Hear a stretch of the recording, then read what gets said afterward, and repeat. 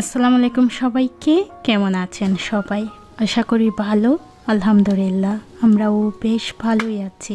আজকে রবিবার, এখন সকাল 6টা মতো বাজে। আজকে সকাল থেকে ভিডিওটা শুরু করেছি। সকালবেলা নিজেকে কিছুটা সময় দিয়ে চলে আসলাম রান্নাঘরে। সকালের নাস্তাটা তৈরি করব। গত রাত্রে রান্নাঘরটা ক্লিন করে রেখেছিলাম। এই যে দেখেন অনেক সুন্দর ক্লিনই আছে। সকালবেলা পরিষ্কার রান্নাঘর দেখতে কার না ভালো লাগে বলেন? জানেন আমাদের চট্টগ্রামে না প্রচুর বৃষ্টি হয়েছে গত রাত্রে। এই যে দেখেন এখনো একটু একটু বৃষ্টি হচ্ছে।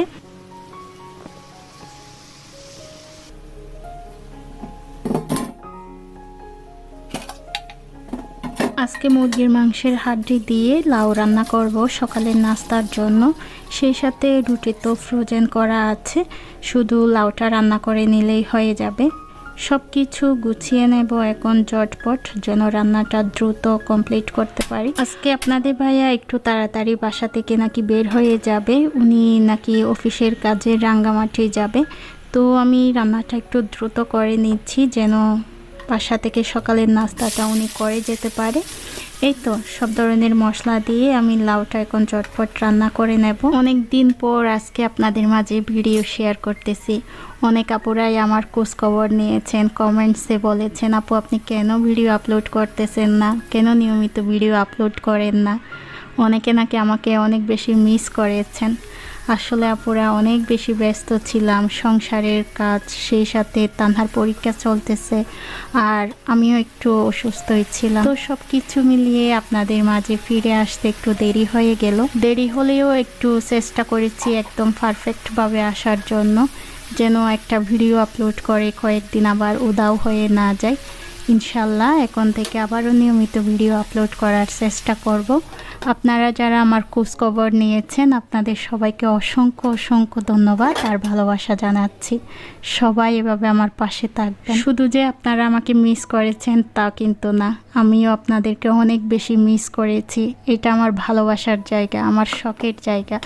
এখানে আসলে নিজের দায়বদ্ধতা থেকে কাজ করার কোনো মানেই হয় না বলেন।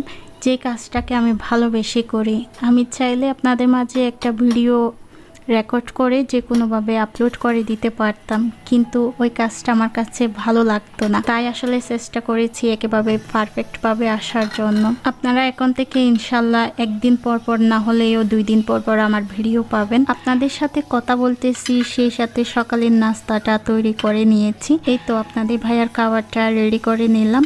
আর মাশাল্লাহ আজকে চায়ের কালারটা কিন্তু দারুণ এসেছে বলুন। এখন আপনাদের ভাইয়াকে নাস্তাটা দিয়ে দেব। আপনাদের ভাইয়া যখন অফিসে চলে যায় বিশ্বাস করুন এত রিল্যাক্স মনে হয়, কাজগুলো একেবারে শান্তিতে করতে পারি।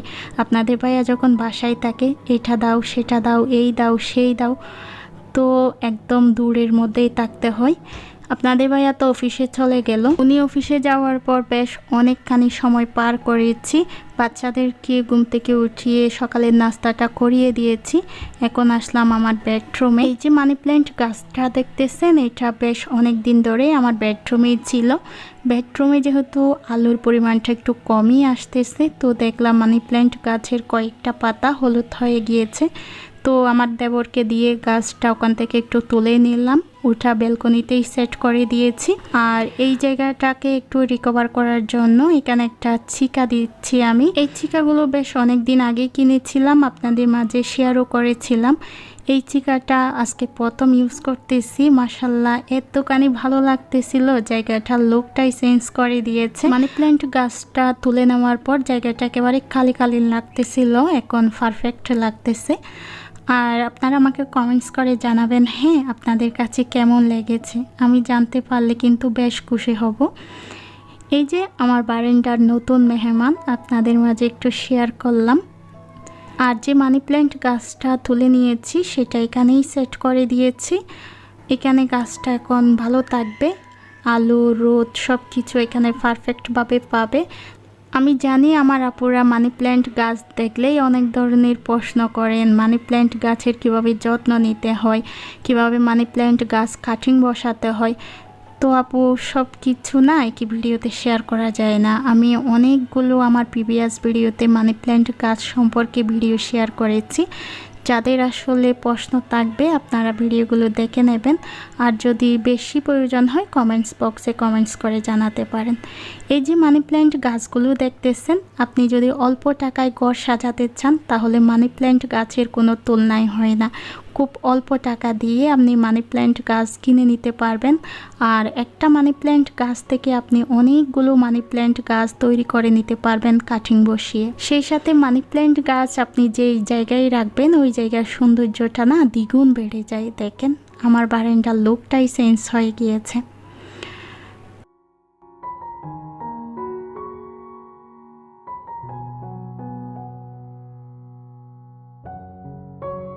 তো ঘর তো সাজালাম, বারান্দা সাজালাম, সব কিছু শেষ করে এখন আসলাম রান্নাঘরে। দুপুরের জন্য রান্না করব। আজকে একটু বেশি করে রান্না করব, যেহেতু আগামীকালকে তানহার পরীক্ষা আছে।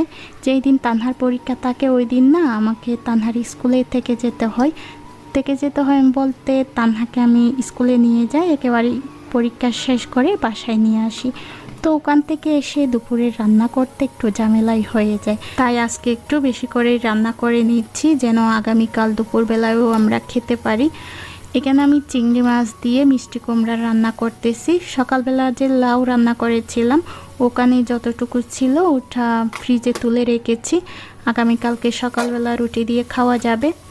তো এখানে চিংড়ি মাছ দিয়ে মিষ্টি কুমড়া রান্না করতেছি। এটা আমার বাচ্চাদের অনেক পছন্দের একটা খাবার। সেই সাথে মুরগির মাংসও রান্না করব আজকে।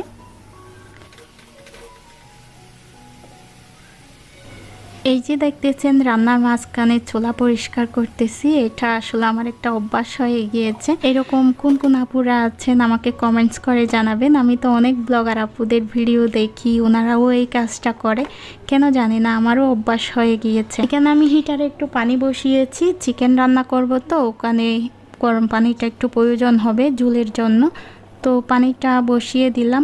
এই হিটারটা অনেক উপকারী একটা জিনিস, যেটা আসলে না বললেই নয়। এদিকে কথা বলতেছি আর রান্নাগুলোও চটপট করে নিচ্ছি। আমি রান্নাগুলো কোনো ডিটেলসই আপনাদের মাঝে শেয়ার করতেছি না, আসলে এগুলো সবগুলাই নর্মালি রান্না, আপনারা সবাই করেন। তো নিত্যদিনের কাজকর্মগুলো দিয়েই যেহেতু আমাদের ব্লগগুলো সাজানো হয়, তো আসলে অত কিছু ডিটেলসে শেয়ারও করলাম না। এই তো মুরগির মাংসটা চুলায় বসিয়ে দিয়েছি আমি, আর অফ ক্যামেরায় আমি একটা শাকও রান্না করে নিয়েছি। আজকে পাট শাক রান্না করেছি চিংড়ি মাছ দিয়ে, সেই সাথে ডাল দিয়েছি, ওটাও অনেক বেশি ভালো হয়েছিল। এক চুলায় চিকেন রান্না করতেছি, অন্য চুলায় ওই রান্নাটাও আমি করে নিয়েছি। এই তো এটার কথাই বলতেছিলাম, অনেক বেশি মজা হয়েছিল শাকটা খেতে, বিশেষ করে আমার কাছে অনেক বেশি ভালো লেগেছে।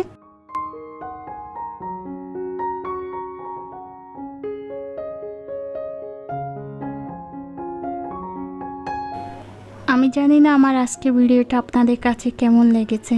যদি ভালো লাগে প্লিজ ভিডিওতে একটা লাইক দিয়ে দেবেন। সেই সাথে আপনি যদি আমার চ্যানেলে নতুন হয়ে থাকেন আমার চ্যানেলটি সাবস্ক্রাইব করে আমার ছোট্ট চ্যানেলটির পাশে থাকবেন।